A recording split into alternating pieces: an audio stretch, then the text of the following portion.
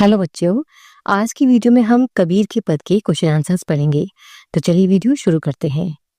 कबीर के पहले पद में क्या बताया गया है? इस पद में कबीर जी ने हिंदू और मुस्लिम दोनों धर्मों में व्याप्त आडंबरों पर व्यंग्य किया है। वे कहते हैं कि दोनों ही धर्मों के लोग स्वयं को श्रेष्ठ मानते हैं, लेकिन उनके आचरण में कोई समानता नहीं है। बालम आओ हमारे गहरे, इस पद में कबीरदास जी ने क्या बताया है? कबीरदास जी ने इस पद में ईश्वर के प्रति अपनी भक्ति को प्रदर्शित किया है।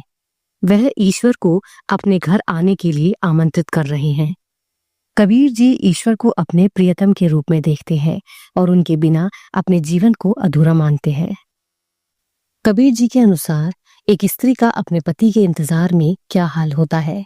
एक स्त्री अपने पति के इंतजार में उसी तरह व्याकुल रहती है जिस प्रकार एक प्यासा पानी के लिए बेचैन रहता है, व्याकुल रहता है। कबीर जी के अनुसार भेदभाव की मुख्य वजह क्या है? कबीर के अनुसार भेदभाव की मुख्य वजह अपने धर्म को श्रेष्ठ मानना है, जिस वजह से सभी धर्मों के बीच दूरी उत्पन्न होने लग जाती है। धार्मिकता के नाम पर कौन से धर्म आपस में लड़ते रहते हैं? धार्मिकता के नाम पर हिंदू और मुस्लिम धर्म के लोग आपस में लड़ते रहते हैं, संघर्ष करते रहते हैं और अपने ही धर्म को श्रेष्ठ मानते हैं। कबीरदास का परमात्मा से प्रेम के संबंध में क्या मत है? कबीरदास जी एक ही ईश्वर को मानते हैं और उन्हीं की भक्ति में लीन रहते हैं। वह संसार के लोगों से भी कहते हैं कि वह ईश्वर को पहचाने और मोह माया के सभी बंधनों को छोड़कर उसी की भक्ति में लीन रहे। कबीरदास जी विरहिणी स्त्री के रूप में किसे संबोधित कर रहे हैं? कबीर खुद को एक विरहिणी स्त्री के रूप में देखते हैं जो अपने प्रिय से बिछड़ी हुई है। वह ईश्वर को अपना प्रिय कहकर संबोधित कर रहे हैं। वह चाहते हैं कि उनके प्रिय, उनके ईश्वर, उनके आराध्य उनके पास लौट आए। वह ईश्वर का आह्वान करते हुए उन्हें दर्शन देने के लिए कह रही है। अपने दोहे के माध्यम से कबीरदास जी ने प्रेम के संबंध में क्या कहा है? कबीरदास जी कहते हैं कि जिस प्रकार एक प्यासा पानी के लिए व्याकुल होता है और एक स्त्री अपने प्रिय के लिए व्याकुल रहती है, ठीक उसी प्रकार मैं भी ईश्वर से बहुत प्रेम करता हूँ और अपने ईश्वर, अपने आराध्य से मिलने के लिए व्याकुल हो रहा हूँ। धर्म मजहब के संबंध में कबीर के क्या विचार है? कबीरदास जी कहते हैं कि धर्म के नाम पर किसी से भी कुछ भी लेना छोड़ दो और आपस में मिलजुल कर रहो। ईश्वर एक ही है, उन्हें अलग अलग स्वरूपों में खोजना बंद करो, क्योंकि इससे मनुष्य और भी ज्यादा भटक जाएगा। कबीरदास जी ईश्वर को एक कैसे मानते हैं? कबीरदास जी मूर्ति पूजा, रीति रिवाज जैसे आडंबरों को नहीं मानते और ना ही उन पर विश्वास करते हैं। वह कहते हैं कि ईश्वर एक ही है और लोग उसी ईश्वर के अलग अलग स्वरूपों को पूजते हैं। आडंबर में लोग क्या नहीं जान पाएंगे। कबीरदास जी कहते हैं कि जो मनुष्य मूर्ति की खोज करते हैं और मूर्ति पूजा करते हैं, असल में वह भटके हुए होते हैं और ऐसे लोग ईश्वर को कभी जान नहीं पाते। लोग धर्मों की उलझन में किस प्रकार फंसकर रह गए हैं।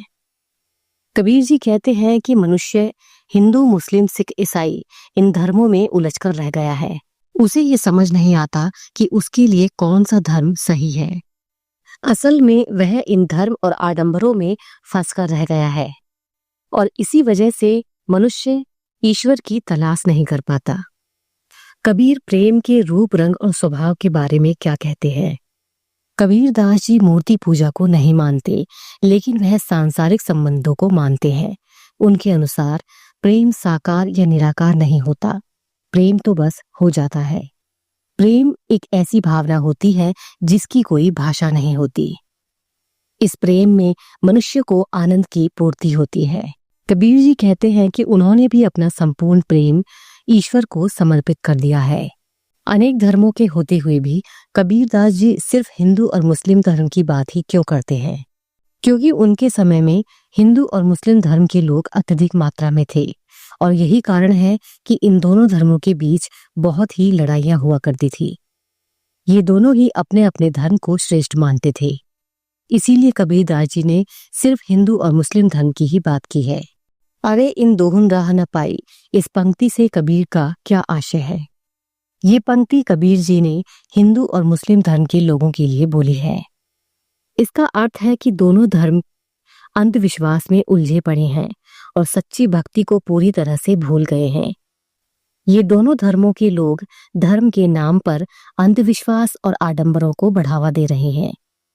हिंदुआई और तुर्काई शब्द से कबीर का क्या आशय है? हिंदू और मुस्लिम धर्म के लोग अपने धर्म को बड़ा बताकर आपस में लड़ते रहते हैं और ऐसा करके वह अपना समय और ऊर्जा दोनों ही नष्ट कर रहे हैं। वह कहते हैं कि एक तरफ तो हिंदू अपना बर्तन किसी को छूने तक नहीं देते और छुआछूत पर विश्वास करते हैं, और वहीं दूसरी तरफ मुस्लिम जीव हत्या करते हैं। ऐसा कौन सा धर्म और कौन सी भक्ति है जहां ये सब होता है? कबीरदास जी की भूख और नींद क्यों खत्म हो चुकी है? कबीरदास जी ईश्वर भक्ति में लीन रहते हैं और उन्हें ही अपना सब कुछ मानते हैं। वह ईश्वर को अपने पति के रूप में देखते हैं। उन्हें लगता है कि वह अपने प्रिय यानी अपने आराध्य से बिछड़ गए हैं। इसीलिए उन्हें कुछ भी अच्छा नहीं लग रहा, न भोजन करने की इच्छा होती है और न ही नींद आती है।